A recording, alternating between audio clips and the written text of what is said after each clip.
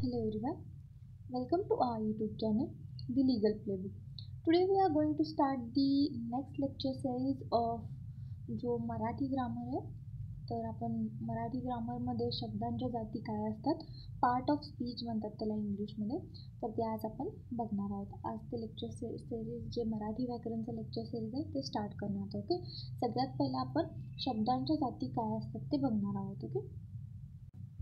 Okay, तर ज्या शब्दांच्या जाती आहेत ना, पार्ट्स ऑफ स्पीचमध्ये, सगळ्यात पहिला मराठी भाषेप्रमाणे इंग्रजी भाषेतही शब्दांच्या 8 जाती असतात. त्यामध्ये शब्दांच्या जाती माहीत असल्यास व्याकरणाचे आकलन जे असतं ते लवकर होते आणि वाक्यरचना सुलभ पद्धतीने होते. आणि शब्दातील भेद समजण्यासाठी जो मदत असतो तो या पार्ट्स ऑफ स्पीच किंवा शब्दांच्या जातीचा होत असतो. त्यामध्ये शब्दांच्या जातीमध्ये सगळ्यात पहिला अक्षरांचा जो समूह असतो त्याला आपण शब्द म्हणतो. म्हणजे अक्षर एकत्रितरित्या आले आणि त्यांचा समूह झाला तर तो काय होतो, शब्द होतो.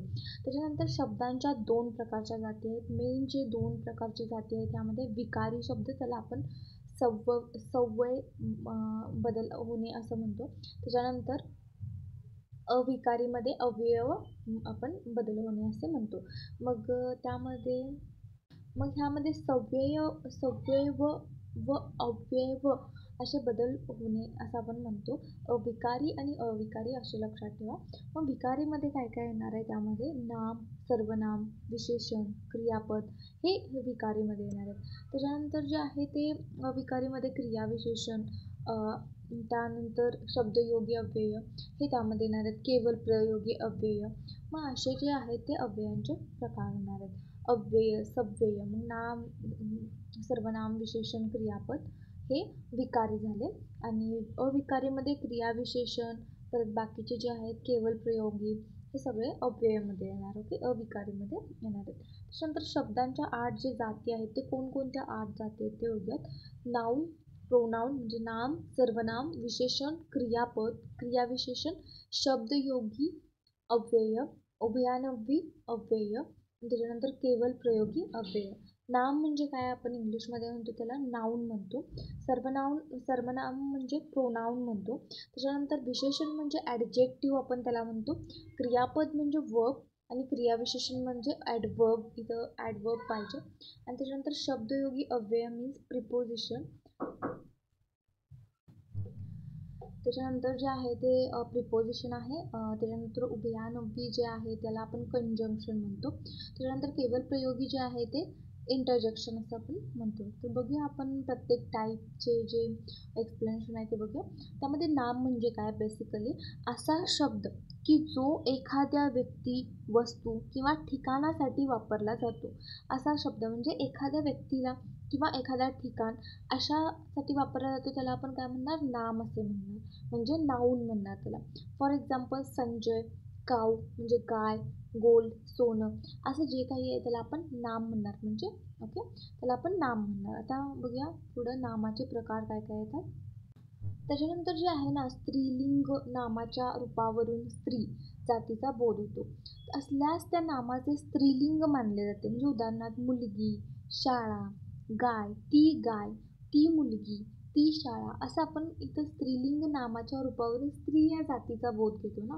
तर इथं काय झालं, नामाचे स्त्रीलिंग मानले जाते. त्याच्यानंतर संज्ञा म्हणजे व्याख्या. त्यामध्ये संज्ञा व्यक्ती, वस्तू, स्थान, पदार्थ, जागा. म्हणजे आता व्यक्तिवाचक, त्यामध्ये संज्ञा ज्या आहेत व्यक्तिवाचक संज्ञा, जातीवाचक संज्ञा, त्याच्यानंतर भाववाचक संज्ञा, समूहवाचक संज्ञा, द्रव्यवाचक संज्ञा. आता ह्यामध्ये सगळ्यात पहिला व्यक्तिवाचक जो आहे त्यामध्ये स्पेसिफिक नाव जे असते, नेम जे मेन्शन केले जाते, म्हणजे लाईक सीताराम, गोपाल, श्रेया असे नाव तिथं काय केलं असणार आहेत, मेन्शन केले जाणार आहेत.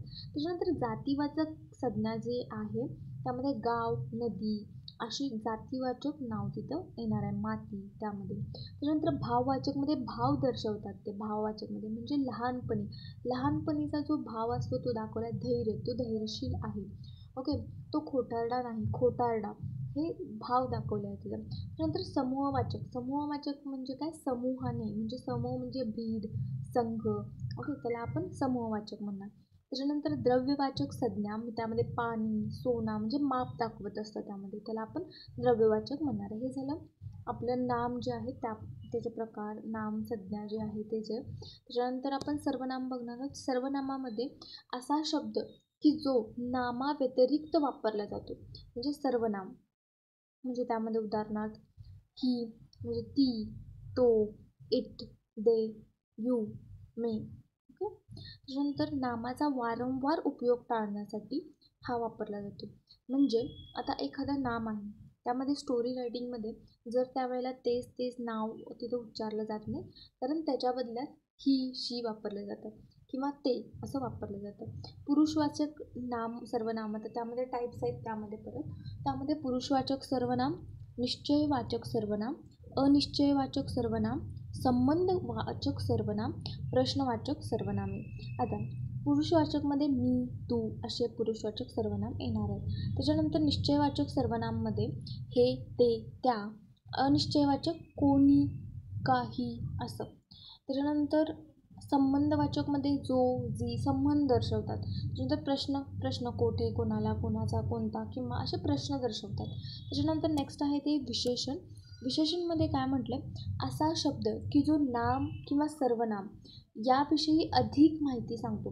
तर नाम आणि सर्वनाम आपण बघितलं तर त्याबद्दल अधिक माहिती सांगतो. म्हणजे आता एक्झाम्पल काय आहे, Rakesh is good boy. Rakesh हा चांगला मुलगा आहे. म्हणजे राकेशबद्दल काय दाखवते इथं, एक विशेष माहिती काय केली जाते, अधिक माहितीचं दाखवली जाते. म्हणजे त्याला आपण काय म्हणणार आहे, विशेषण म्हणणार आहे. या वाक्यात गुड चांगला जो आहे तो इथं काय दाखवणार आहे, विशेषण आहे.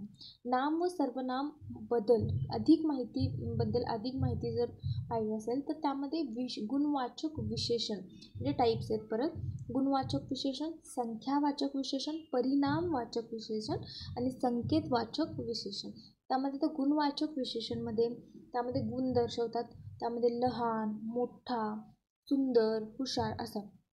त्याच्यानंतर संख्यावाचकमध्ये काय येणार आहे, 1, 2, 3, 4 असे. त्याच्यानंतर परिणाम दर्शवतात, चांगला, वाईट परिणाम जे आहे ते.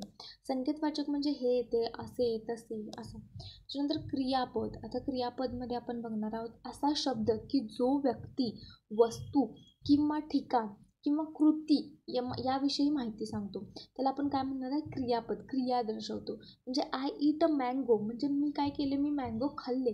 तर त्यात मी खाल्ले हा जो शब्द आहे ना तो काय झाला, क्रियापद.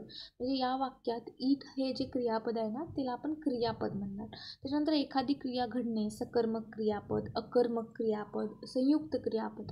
तर सकर्मक क्रियापदमध्ये पाहणे, खेळणे. त्याच्यानंतर अकर्मकमध्ये हसणे, रडणे, धावणे. संयुक्त क्रियापद. तर त्याच्यानंतर जे आहेत ना सकर्मकमध्ये ते हसणे, रडणे, ह्यामध्ये सकर्मकमध्ये पाहणे, खेळणे. मग कर्मकमध्ये हसणे, रडणे, धावणे. संयुक्त क्रियापदमध्ये होता, असेल, आहे असं. मग त्यामध्ये क्रियापद एखादी म्हणजे क्रिया घडणे, ह्याला आपण एखादी क्रिया घडत असेल तर त्याला आपण क्रियापद म्हणतो. त्याच्यानंतर क्रियाविशेषण जे आहे ना, क्रियापदाबद्दल अधिक माहिती देणे. हे पहिलं जे आहे त्यामध्ये आता क्रियापदाबद्दल अधिक माहिती देते. मग आपण आता इथं क्रियापद बघितलं. क्रियापद काय आहे, वर्ब आहे. म्हणजे मी आंबा खाते. तर मी आंबा खाते मधलं खाते जो वर्ड आहे त्याच्याबद्दल अधिक माहिती देतो इथं. तर क्रियाविशेषणमध्ये काय असणार आहे, क्रियाविशेषण म्हणजे क्रियापदाबद्दल विशेष माहिती म्हणजे अधिक माहिती देतो. तर यामध्ये टाईप्स आहेत. त्यामध्ये स्थानवाचक क्रियाविशेषण, कालवाचक क्रियाविशेषण, परिणामवाचक क्रियाविशेषण, रीतीवाचक क्रियाविशेषण. तर त्याच्यामध्ये काय असणार आहे, स्थानवाचक क्रियाविशेषणमध्ये जेव्हा, तेव्हा. कालवाचकमध्ये आज, काल, उद्या, परवा. त्याच्यानंतर परिणामवाचक जास्त, सर्व असे. त्याच्यानंतर रीतीवाचकमध्ये अचानक, हळूहळू, जोरात असे शब्द.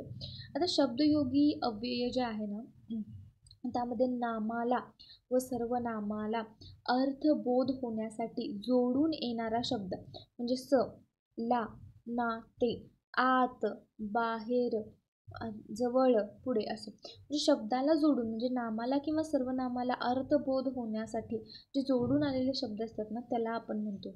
ओके. त्याच्यानंतर उभयानंवी कंजंक्शन. त्यामध्ये कंजंक्शन म्हणतात त्याला. असा शब्द की जो 2 शब्द किंवा 2 वाक्य यांना जोडतो. म्हणजे अजय आणि विजय हे 2 भाऊ आहेत. मग ते अजय आणि विजय, आणि हे काय झालं उभयानव्वी अव्यय. केवल प्रयोगीमध्ये काय येणार आहे, इंटरजेक्शन म्हणतात त्याला इंग्लिशमध्ये. असा शब्द की जो भावना अचानक व्यक्त करण्यासाठी वापरला जातो. केवल प्रयोगीमध्ये काय येणार, वा, अरे, छट. मग त्याच्यामध्ये हे सगळे येणार. एक्सप्लेनेटरी आपण बघतो, एक्सप्लेनेटरी ते टाईपमध्ये सगळे इथं काय येणार केवल प्रयोगीमध्ये येणार आहेत. तर आपण हे शब्दांच्या ज्या जाती आहेत त्या आज आपण कव्हर केल्यात. नेक्स्ट लेक्चरमध्ये आपण मराठी ग्रामरमध्ये नेक्स्ट व्हिडिओ बघूया. Okay, thank you.